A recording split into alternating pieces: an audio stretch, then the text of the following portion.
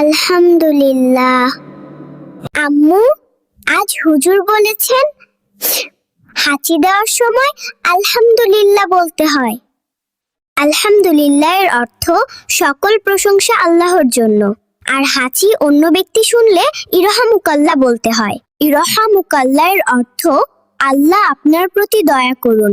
এটি যে ব্যক্তি হাঁচি শুনবে তাকে বলতে হবে। হাঁচি দেওয়ার পরে হাঁচিদাতা বলবে ইয়াহদিকুমুল্লাহু ওয়া ইউসলিহু বালাকুম। এর অর্থ আল্লাহ আপনাকে হিদায়াত দান করুন এবং আপনার অবস্থা ভালো করে দিন। এই দোয়া হাঁচিদাতা ইচ্ছা করলে বলতে পারে অথবা না বললেও হবে, তবে হাঁচি দেওয়ার সাথে সাথে আলহামদুলিল্লাহ বলতে হবে। আলহামদুলিল্লাহ হাঁচি দেওয়ার সঙ্গে সঙ্গে বলা সুন্নত, পরে বললে সুন্নত পূর্ণ হয় না। তবে যদি কেউ ভুলে যায় আল্লাহ তা ক্ষমা করবেন।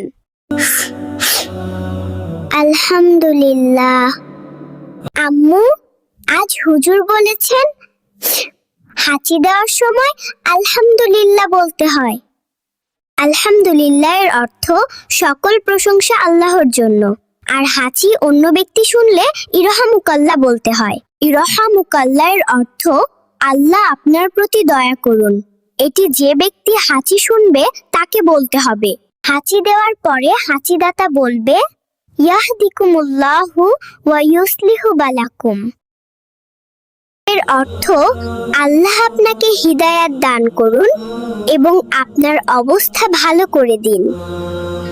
এই দোয়া হাঁচিদাতা ইচ্ছা করলে বলতে পারে অথবা না বললেও হবে, তবে হাঁচি দেওয়ার সাথে সাথে আলহামদুলিল্লাহ বলতে হবে। আলহামদুলিল্লাহ হাঁচি দেওয়ার সঙ্গে সঙ্গে বলা সুন্নত, পরে বললে সুন্নত পূর্ণ হয় না। তবে যদি কেউ ভুলে যায় আল্লাহ তা ক্ষমা করবেন।